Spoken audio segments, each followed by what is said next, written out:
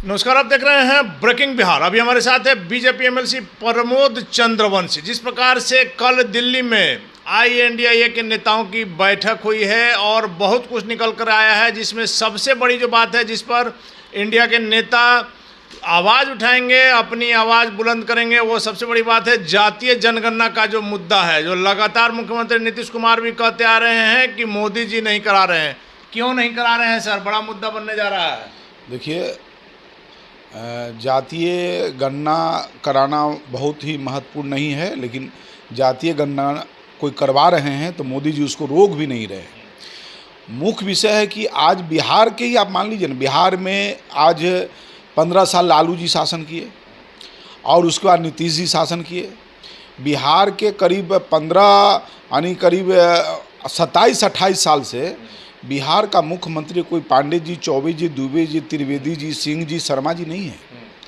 और आज बिहार के अंदर जो खास करके हम तो अभी घूम रहे हैं बिहार में, जो आज बिहार की हालात बनी है, गरीब गुरबा, शोषित, पीड़ित, वंचित, इनका कहाँ जीवन स्तर नीतीश जी ऊपर कर दिया, लालू जी ऊपर कर दिया। अभी तो ठीक है, देखिए सरकार में हम थे, लेकिन सरकार के मुखिया नीतीश कुमार थे, हम मुखिया नहीं थे। जब तक भारतीय जनता पार्टी का कोई मुख्यमंत्री नहीं बनेगा तब तक पावर तो मुख्यमंत्री प्रधानमंत्री के पास होता है। बात हो गया सर कि जब तक विशेष राज्य का दर्जा नहीं मिलेगा मुख्यमंत्री राग ले रहे हैं, और आप भी वही ले रहे हैं। नहीं, ये लोगों को भड़काने के लिए मैं अभी वेलफेयर हॉस्टल गया था, और जो अभी कर्पूरी ठाकुर छात्रावास है वहाँ गया था। उस छात्रावास में 28 साल से कौन मुख्यमंत्री है? छात्रावास में न शुद्ध पानी पीने की व्यवस्था है, न छात्रावास में अब 7 महीना से जो सरकार अनाज दे रही थी विद्यार्थियों को, अनाज बंद है, न उनके लिए कोई वाईफाई लगा हुआ है, रिचार्ज नहीं हो रहा है। ये पूरे बिहार की हालात आज कितना गड़बड़ है। नल जल योजना इन्होंने दिया, सारा फेलुअर है, सारा लोग पानी के लिए तरसते हैं। अभी गर्मी में पूरे मध्य बिहार से त्राहिमा का संदेश हो रहा था, टोटी एकदम सब फेल है। बोरिंग करवाना था 250 फीट, 150 फीट में करके सब टेंडर करके पैसा सब निकाल लिया। यहाँ तो लूट मार मचा हुआ है। लूट मचा हुआ है, मान लिया आपकी बात, लेकिन INDIA के गठबंधन से आप लोग के अंदर क्यों हलचल मची हुई है? हम लोग यहाँ कोई हलचल नहीं है, हम लोग एकदम निश्चिंत हैं। ठीक है, हम लोग भोकस विद्यार्थी नहीं है कि पढ़ाई के दिन पढ़ेंगे, हम लोग हाँ एग्जाम के दिन पढ़ेंगे। हम लोग हमेशा इलेक्शन और चुनाव के मोड में रहते हैं। लेकिन सर, समन्वय समिति की जो पहली बैठक कल हुई है, सीधे 400 सीट, जहां पर INDIA अपना एक ऐसा उम्मीदवार देगा अकेला, जो आप लोग के लिए दिक्कत होगी। भले आप अभी हंस लें, लेकिन आपको 2024 में समझ में आ गई है एकता। देखिए, अभी उन लोग अपना उसको मुंगेरी लाल के हसीन से अपना देख लें। 400 जो मन में है बोलने के लिए लोकतंत्र है, स्वतंत्र है, ठीक है। लेकिन जनता ने मन बना लिया है। ठीक है, जनता ने स्पष्ट, जब हम गांव देहात में जाते हैं तो जनता कहती है कि सारा भ्रष्टाचारी सब चोरवन एक हो गया है। तो जनता और भारत के मतदाता पूरी तरह से मन बना लिया है कि हमको मोदी जी को दोबारा लाना है। और मोदी जी भी, आप देखे होंगे कि मोदी जी का जो विज़न है 2047 यानी भारत के स्वतंत्रता दिवस के जो 100 साल पूरा होगा, उस समय भारत का माने रूपरेखा कैसा रहेगा, भारत विश्व गुरु कहलाएगा, भारत का इकोनॉमिकल स्ट्रक्चर कैसा होगा, भारत के ग्रामीण व्यवस्था कैसा होगा, सारे चीज़ पर मोदी जी अपना प्लान बनाए हुए हैं। लेकिन सर, आप ऐसे ही देख लीजिए कि अगर आ रहे ही आप आते हैं, पटना आते हैं, करीब सभी विधानसभा क्षेत्र जो है उस पर महागठबंधन का कब्जा है। जबकि पिछले बार 2020 में नीतीश कुमार आपके साथ थे, इस बार तो नीतीश जी भी अलग है। वैसे में आप लोग के लिए मुसीबत नहीं खड़ी होगी जब सारा सर विपक्ष का एक कैंडिडेट होगा? लोकसभा में तो कहीं कोई लड़ाई उड़ाई है नहीं। ये लोग अपना डफली, अपना राग अपना करते रहे। अब ये लोग अब राजनीति कर रहे हैं तो कुछ तंट घंट तो करेंगे ना भाई, क्या करेंगे ये लोग बैठ के? इन लोगों के पास ना कोई मुद्दा है, मुद्दा विहीन है। शरद पवार के घर तो कल कई बातों पर चर्चा हुई, जिसमें कि सीट शेयरिंग पर जो है एक राज्य स्तरीय कमेटी बनेगी, 2 अक्टूबर तक तय कर लेना है। सुनिए ना, आखिर ये सब कर रहे हैं ना, दीजिए इसके जैसे सीट शेयरिंग की बात होगी ना, उसी इन लोग का फैटा फैटी शुरू हो जाएगा, बता दे रहे हैं आपको। उठा पटक शुरू हो जाएगा। पहले सप्ताह में रैली है गठबंधन का, पहला रैली। तो लोकतंत्र ये लोग करेंगे नहीं, करने ना दीजिए, उसका परिणाम क्या होगा वो आने दीजिए, परिणाम ना देखिएगा।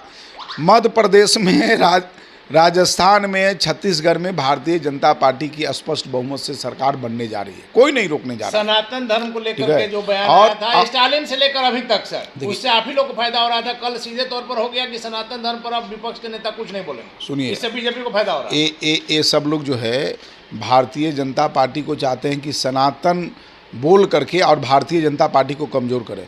पूरे देश के जनमानस अब सनातन पर किसी तरह से अटैक और आक्रमण और इसकी आलोचना होगा तो लोकतंत्र है, लोकतंत्र में जनता इसकी जवाब देगी। ये लोग यदि सनातनी नहीं हैं तो काहेला कोटे के ऊपर से जनेऊ पहन रहे हैं, काहेला जाकर के संगम में स्नान कर रहे हैं, काहेला ममता बनर्जी चंडी पाठ कर रही है?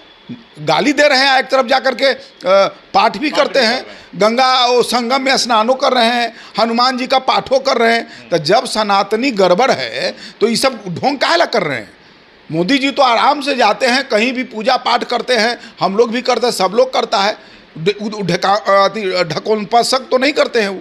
लेकिन सर एक बड़ा आरोप लगा रहा है लगातार विपक्ष, मुख्यमंत्री नीतीश कुमार भी कर रहे हैं, सभी मीडिया को आप लोगों ने मैनेज कर लिया है, उनकी खबर नहीं चलती है, सिर्फ आपकी खबर चलती है। देखिए, अब देश की जनता की खबर छपे, अब देश की जनता करिए मोदी जी को हम लाएंगे, अब वो खबर छपेगा तो कहेंगे कि मीडिया वाला को खरीद लिया। अब गांव देहात में जाइए, नीतीश जी जा रहे हैं, नीतीश जी तो खाली अफसर से फीडबैक ले रहे हैं। वो अफसर कभी फिर अफसर जाता है कहीं गांव देहात में, खेत खलियान में बैठते हैं अफसर लोग, जाते हैं गांव के किसान से मिलते हैं, गांव के मजदूर से मिलते हैं, झुग्गी झोपड़ी में रहने वाले बस्ती में भंगी हमारे समाज के लोगों से ये अफसर जा कर के मिलते हैं। तो इनका फीडबैक लेने का आधार जो है अफसर, तो अफसर तो भाई बंद कमरे में बैठ करके इनको फीडबैक दे रहे हैं, एसी कमरे में बैठ करके फीडबैक दे रहे हैं। इनको अपने कार्यकर्ता पर नीतीश जी को विश्वास नहीं है, किसी लगातार बैठक कर रहे हैं। अरे भाई अभी संकट में है तो बैठक कर रहे हैं। ये 17-18 साल से कहाँ कार्यकर्ता कहीं पूछ रहे थे? आप लोग भी तो नहीं कर रहे थे ना। हम लोग यहाँ हमारा संगठन ही जो है कार्यकर्ता आधारित है।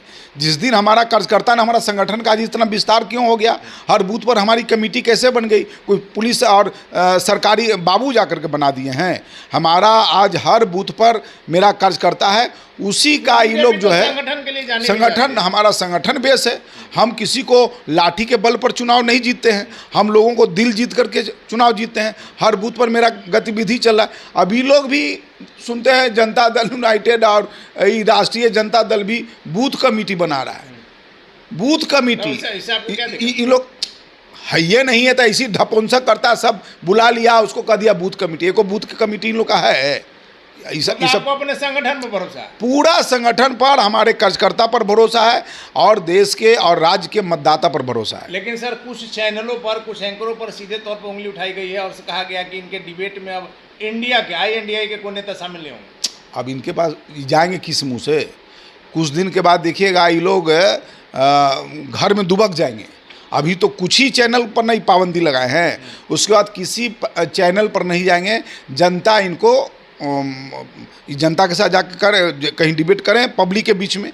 इनके पास कोई विषय है क्या? है इनके पास? मोदी हटाओ विषय तो है ना, एक ही। और मोदी क्यों हटाओ?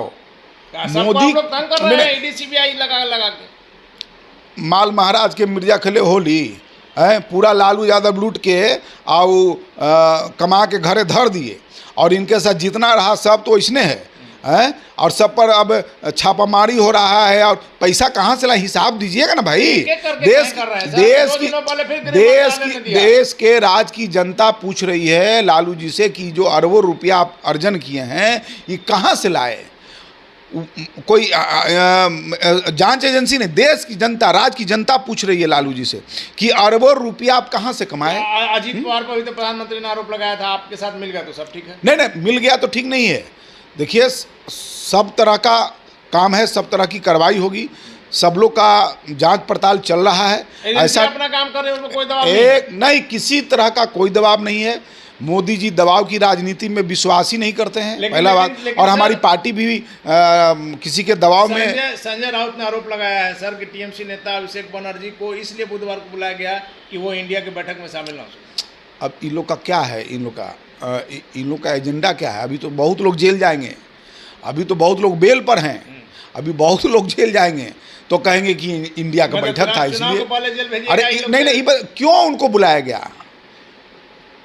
उनको बनर्जी साहब को क्यों बुलाया गया? आरोपित है उसके से इसके लिए ना बुलाया गया। लेकिन उसी दिन क्यों? उसी दिन डेट होगा, उसी दिन डेट। इतना दिन से तो ये इंडिया का बैठक हो रहा था, कहाँ बुलाया? संजोग से उस दिन डेट हो गया, बुला लिया। चलिए आखिरी सवाल है सर मेरा। G20 की बैठक में एक जो तस्वीर वायरल हुई प्रधानमंत्री मोदी जी की, मुख्यमंत्री नीतीश जी की, इस तस्वीर के बाद आपके सहयोगी जो गठबंधन के सहयोगी हैं जीतन राम मांझी, उन्होंने भी कहा कि यह तस्वीर कुछ खेल दिखाएगा और निश्चित तौर पर मुख्यमंत्री नीतीश कुमार का जो अभी तक का ट्रैक रिकॉर्ड रहा है, क्या माना जाए कि एक बार फिर से मोदी का प्रेम नीतीश जी पर हावी हो जाएगा? देखिए, कई बार हमारे राष्ट्रीय नेता ने कह दिया कि अब नीतीश जी के लिए भारतीय जनता पार्टी का दरवाज़ा बंद है। लेकिन वो तस्वीर सर जितने ठीक है, ये तो देखिए, एक कहा जाता है एक कटसी है, राजनीति है। पूरे G20 के नेता लोग आए थे, उसमें गए थे। ऐसा नहीं था कि हाँ हमारी प्रधानमंत्री जी सिर्फ नीतीश जी को बुलाए थे, सारे मुख्यमंत्री को बुलाए थे। देखिए, वो उसमें संजोग से हेमंत सोरेन भी आ गए, तो कोई ऐसा नहीं था कि इसके कारण कोई बहुत बड़ा बदलाव होने वाला है। माना जाता है कि मुख्यमंत्री आपके साथ सहज रहते हैं, आरजेडी में महागठबंधन में मुख्यमंत्री की नहीं चलती है। देखिए, ये तो हमारी पार्टी का संस्कार रहा है, हमारी पार्टी का अनुशासन रहा है कि हम जिससे भी दोस्ती करते हैं तो उसकी दोस्तियाना हम लोग पूरा अनुशासन में निभाते हैं। तो अब तो गए हैं वहाँ लठमार के साथ, तो वहाँ तो लठमारे वाली बात हुआ होगी, लेकिन वहाँ थोड़ी अनुशासन नहीं है। देखिए, अब नीतीश जी पर बिहार की जनता का भी विश्वास नहीं है। अगर मान लीजिए आपका मुख्यमंत्री नहीं, और नीतीश कुमार केंद्र में जाना चाहे तब भी नहीं। बिहार के जनता का भी विश्वास नीतीश जी पर से खत्म हो गया है, और बिहार के और देश के जितने भी राजनेता हैं उनको भी नीतीश जी पर से विश्वास खत्म हो गया है कि कब किधर जाएंगे नहीं जाएंगे। इसलिए इन पर अब कोई विश्वास नहीं है, कुछ नहीं, कोई उम्मीद नहीं। ललन सिंह मुख्यमंत्री नीतीश कुमार में कहा जा रहा है कि कुछ दूरी पड़ गई है। देखिए, हम ऑलरेडी जब हम अपनी बहुमत से आने वाला समय में सरकार बनाएंगे तो हम किसी के सहयोग और बैसाखी लेने की क्या आवश्यकता है? हमारे साथ तो ही हैं, जीतन मांझी जी हैं और सब चिराग पासवान जी, कई ऐसे लोग हैं। तो हमको ये सब को बैसाखी, जो नाव डूब रहा है उस पर हम क्यों सवार होने जाएं? हम जान रहे हैं कि नाव आगे जाने के बाद डूबना ही है, तो हम उन नाव पर सवार होंगे। हमारा जनाधार बढ़ा है। अब भारतीय जनता पार्टी 2010 वाली नहीं है।